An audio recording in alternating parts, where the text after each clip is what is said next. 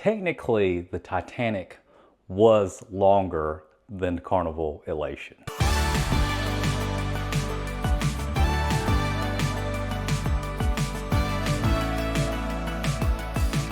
The Titanic was built in 1912. It actually sank in April the 15th of 1912. It was 882 feet long with a gross tonnage of 46,329 tons. It had 9 decks and it was able to have a total capacity of people of 3,327 people in comparison to the Carnival Elation, which is 855 feet long, gross tonnage of 70,367 tons, and it had a total capacity of 2,130. So it's looking like the Titanic from 1912 is beating the Carnival Elation, which was made in 1998. Now, before you all get mad at me and say that my grandma used to be on the Carnival Elation, she got married on it, and you're gonna yell at me because it's your favorite ship. Well, obviously you've never been on any other ship besides the Titanic and the Carnival Elation. I'm sorry for your loss. This will be a very honest review. I'm not the biggest fan of the Carnival Elation. I'll just be honest with you. It really was not the best cruise I've been on. I love being with my family. I love cruising. This cruise is better than no cruise, if that counts for anything. I will tell you that there is a review on YouTube with a whole ship tour that's way better, way more detailed. I'll link it above my head. That way you can watch that if you want to see more of a detailed tour. Fun fact for the Carnival Elation, it is the Fantasy class ship. I believe it's one of the smallest ships in the major fleets of ships here. It was made in 1998. That was before, you know, Y2K. I wonder if anybody remembers that. Y'all remember that? And everybody was crazy. Went off complete tangent there. The other fun facts about it are it was made in Helsinki, Finland. And it was actually refurbished, redone in 2017. Got a brand new ship, right? Does it look like a brand new ship?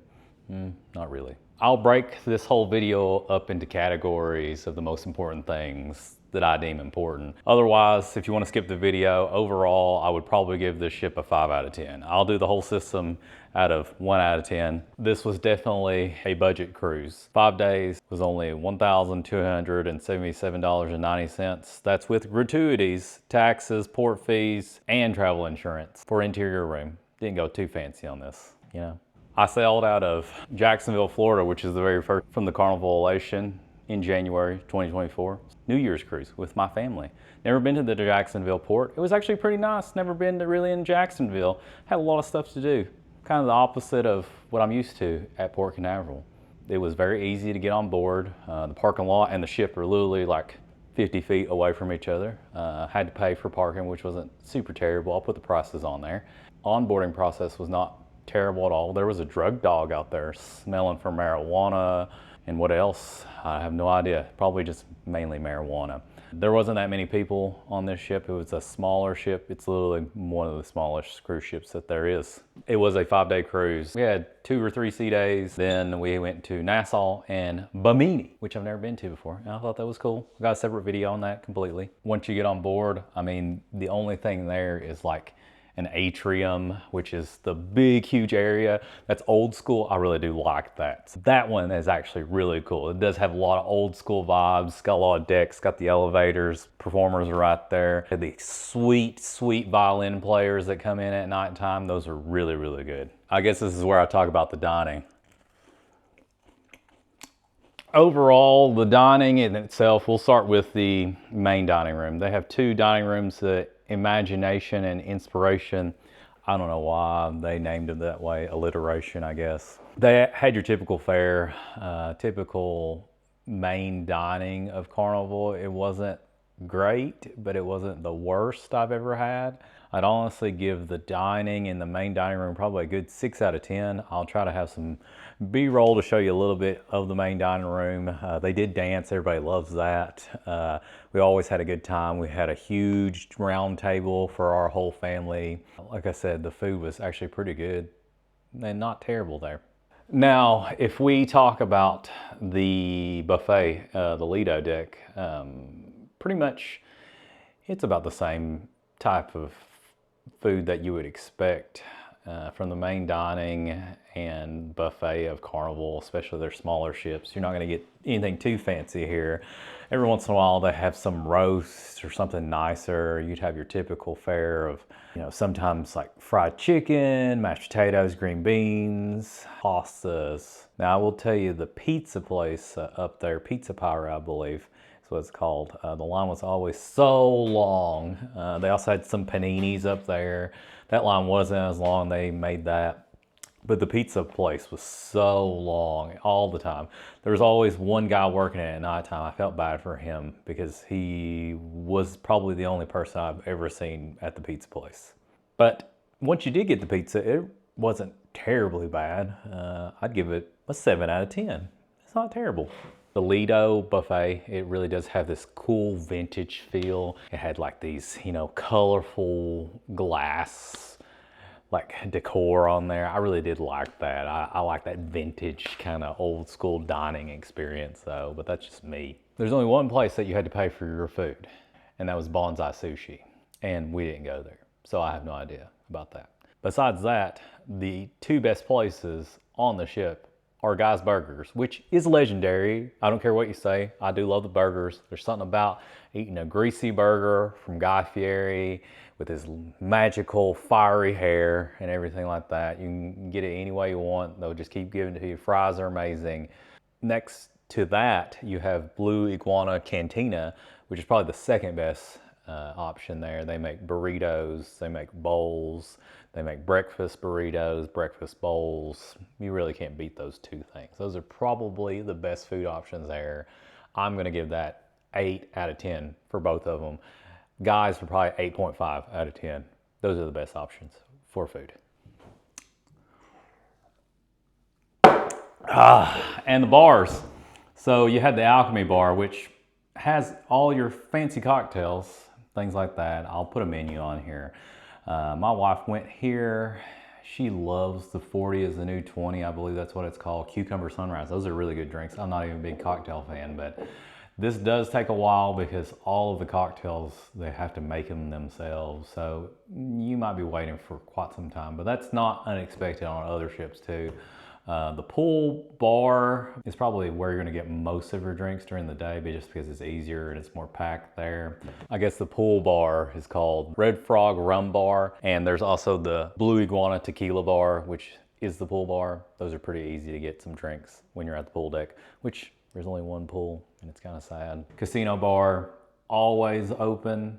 That's where I got most of my drinks because it's just easier. Alcohol was really not that hard to get because there were not that many people on the ship. Bars, service, and everything like that would probably give it a 7 out of 10. We had the Cheers package because it was included in our cruise fare. I think we only paid maybe an extra $100 or $200 on top of the cruise fare. We got some coupon code like a year ago. My dog's asleep. You could probably see her right here. But activities, pool. Main deck people want to be on is that Lido deck. There's only one pool, guys. It's really sad. You better get everybody crowds in there. There's really not that much room to get anywhere. Give it a 2 out of 10, probably. This is probably one of the worst deck plans I've ever seen for pools.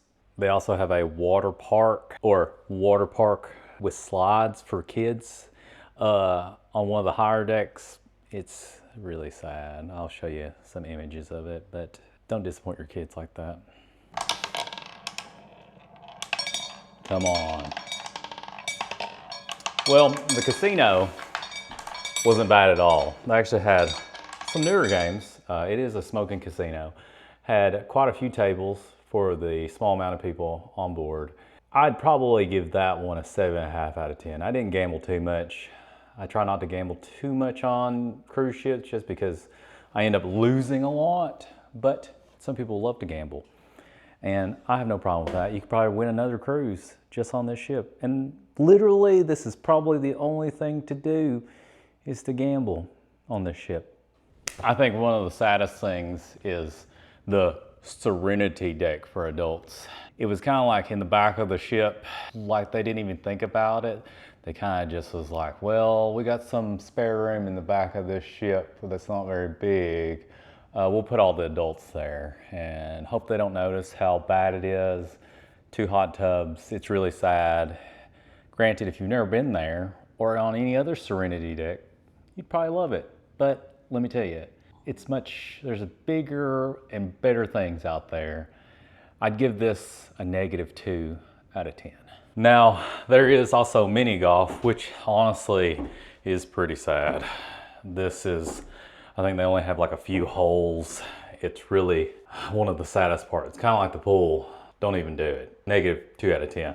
And you know, I'm all about fitness, and the gym there was actually somewhat acceptable. They had all the machines that I would actually need for a cruise ship of this size. I mean, it's nothing spectacular, but it did the job.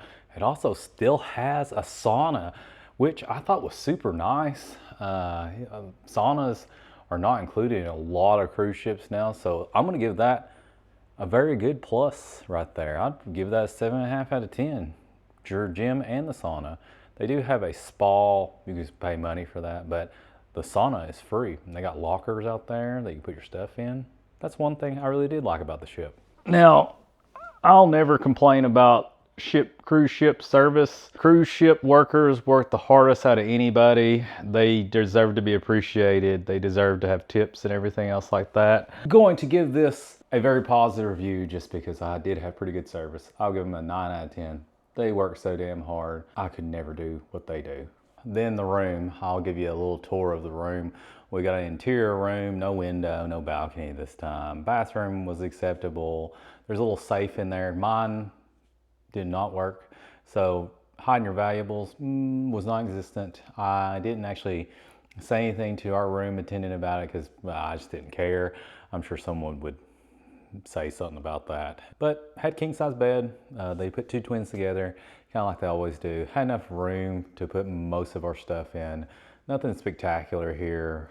I believe most of the rooms were like this on the interior. I don't even know if they had any balcony rooms that were super fancy. I only seen a few of them on the outside of the ship. Room upgrades were probably non-existent here.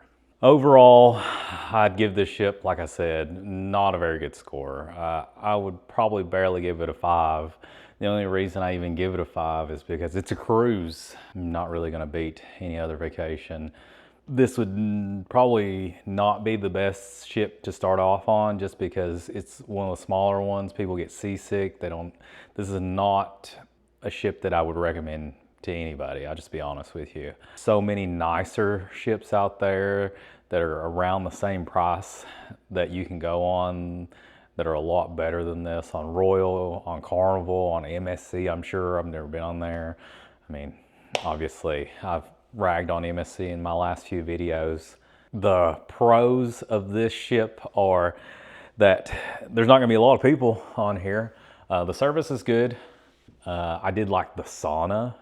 The casino's good for the size of the ship.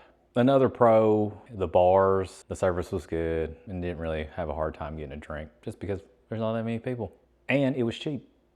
The cons of the ship, as you probably know, it's small. There's not a lot of things to do. I believe that we went to the comedy club one time and it was just some guy talking about being from Cuba and trying to sell his books, which is fair. There's not many dining options on here, and the really good ones are pretty much Guy's Burgers and the Blue Iguana, which you can find on every Carnival ship.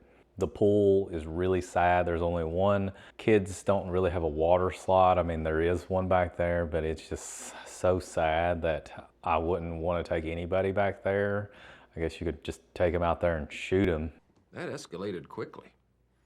I mean, that really got out of hand fast. If you want to. I mean, what did I expect? Everything was small. The Serenity deck was small. Pool small. The mini golf is small. The ship's small. But I am really glad that I went on it. It makes you appreciate all the other trips that I go on. I don't want you to think that I'm spoiled or anything like that. I just wanted to give you a real life review on it because I think that if you've been on any other ship, you're gonna be upset about this. If you've never been on one, this might be the coolest thing you've ever seen in your life. If this helped you out at all, please like, comment, subscribe, help me out. If you hated this video, let me know why. Probably because your grandma or grandpa got married on this ship and that's the only reason why. Or they were survivors of the Titanic and they went on this ship and they said that the Titanic was bigger than the Carnival Elation. Ooh, that's savage. Super, super savage. Like, comment, subscribe. I'm out.